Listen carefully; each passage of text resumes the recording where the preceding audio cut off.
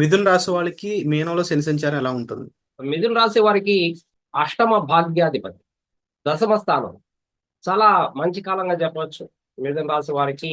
ఎందుకంటే శని భగవానుడికి స్నేహితుడే బుధుడు, కర్మకారకుడు శని, ఆయుష్ కారకుడు శని, అదృష్ట కారకుడు కూడా మిథునంలో. కాబట్టి ఈ బుధుడు చాలా అత్యంత సన్నిహితుడు అని చెప్పారు.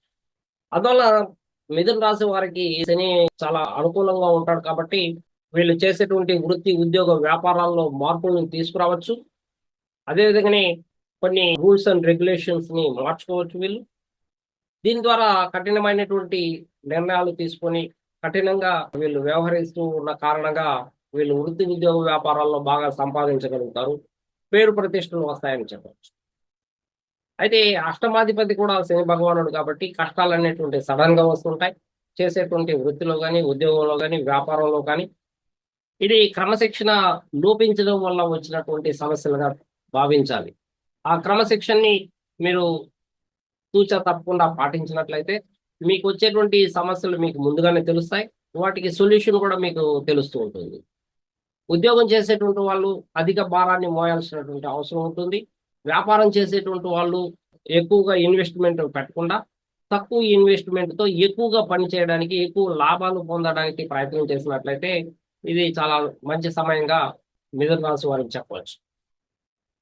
అదే తృతీయ దృష్టితో ద్వాదశాన్ని చూస్తూ ఉన్న కారణంగా మీరు ఖర్చుల విషయంలో బాధ్యత వహించాలి.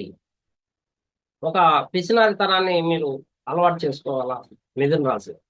అంటే ఇది నష్టాలు, ఖర్చులు భరించేటువంటి హౌస్ ఇది. అటువంటి హౌస్ ని తృతీయ దృష్టితో చూసినప్పుడు మీరు అధికంగా ఖర్చులు పెట్టేటువంటి అవకాశాలు ఉంటాయి.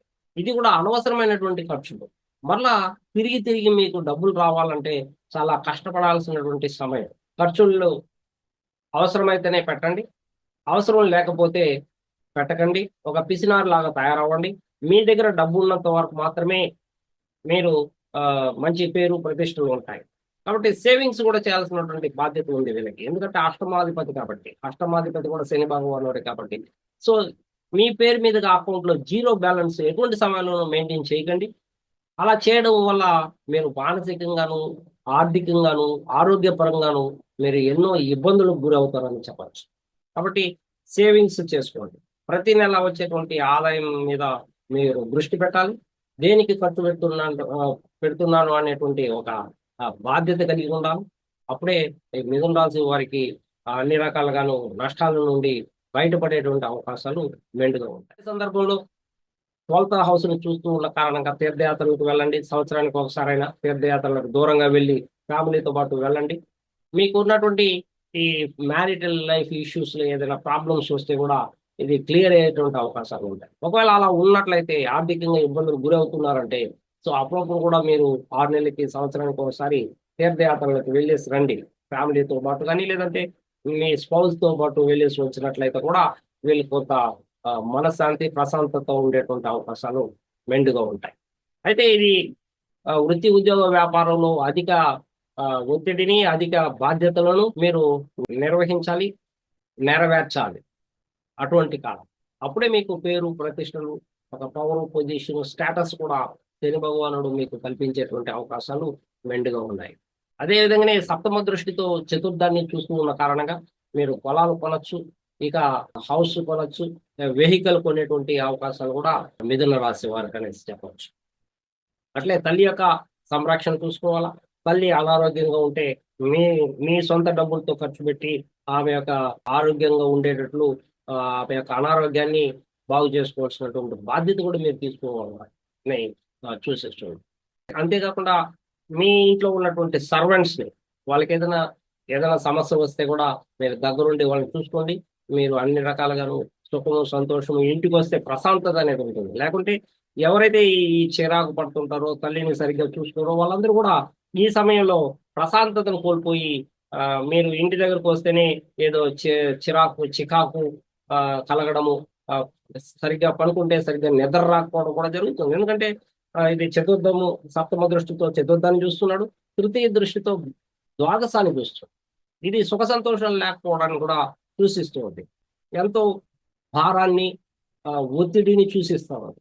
కాబట్టి ఇవన్నీ తగ్గాలంటే సో ఈ రకంగా మీరు జంతువుల్ని పెంచడం కానీ, కుక్కలు, పిల్లులు ఇట్లాంటివి జంతువుల్ని పెంచడం కానీ చేసినట్లయితే మీరు ఖచ్చితంగా సుఖ సంతోషాలతో ఉండేటువంటి అవకాశాలు ఉంటాయి.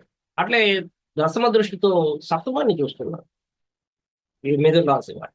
సో సప్తమాన్ని చూసినప్పుడు భార్యాభర్తల మధ్య సత్సంబంధాలు సక్రమంగా నిర్వహించాలి. సో క్రమశిక్షణతో ఉండాలి, ఓర్పు ఉండాలి, సహనం ఉండాలి, పట్టుదల కలిగి ఉండాలి. సో భర్తతో మాట్లాడేటప్పుడు కానీ, భార్యతో మాట్లాడేటప్పుడు కానీ గౌరవించి మాట్లాడాలి. సో సాంప్రదాయాలు, విలువలను పాటించండి. అవన్నీ పాటించినప్పుడు మీ ఇద్దరి మధ్య ఎటువంటి సమస్య వచ్చినా కూడా మీరిద్దరూ కలిసి వాటిని పరిష్కరించుకోగలుగుతారు. ఇది ఒక టెస్టింగ్ పీరియడ్ జరుగుతుంది అని చెప్పాలా వీళ్ళకి, మిథున రాశి వారికి, భార్యాభర్తల మధ్య వచ్చేటువంటి గొడవలకి. అనుమానము, అవమానాలు లేకుండా చూసుకోండి. సో అనుమానించిన మీరు మీరు అనుమానిస్తున్నారనేసి అతనికి తెలియచ్చు, మీరు అనుమానిస్తున్నారనేసి భార్యకు తెలియచ్చు. సో తెలిసి జరుగుతూ ఉంటుంది, తెలిసిపోతుంది. కాబట్టి దీని ద్వారా మీ ఇద్దరి మధ్య ఉన్నటువంటి సత్సంబంధాలు నెరవేరవు. సో ఇది అనుమానం మాత్రమే, అది నిజం కాకపోవచ్చు. శని భగవానుడు ఇచ్చేటువంటి ఒక టెస్టింగ్ అనేది మీరు భావించినట్లయితే ఈ టెస్ట్ లో మీరు విజయాన్ని సాధించగలుగుతారు.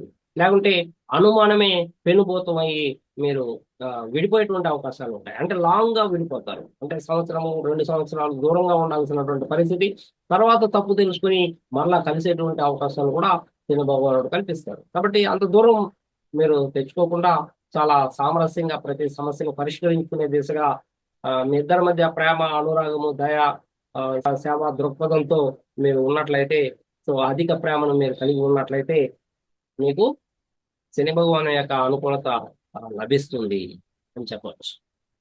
అదేవిధంగానే డాక్టర్లు, ఇంజనీర్లు, సో ఈ వృత్తి చేసేటువంటి వాళ్ళకందరికీ కూడా ఇది చాలా అనుకూలమైనటువంటి సమయం. వీరు కూడా ఫారిన్ కి వెళ్ళవచ్చు. ఎందుకంటే చతుర్థాన్ని చూస్తున్నాడు, ఇట్లా సప్తమం, ఇట్లా కేంద్రాలన్నీ కూడా చాలా బలంగా శని భగవానుడు చూస్తున్నాడు. కాబట్టి వీళ్ళు కూడా అబ్రాడ్ ఛాన్సెస్ మెండుగా ఉన్నాయి.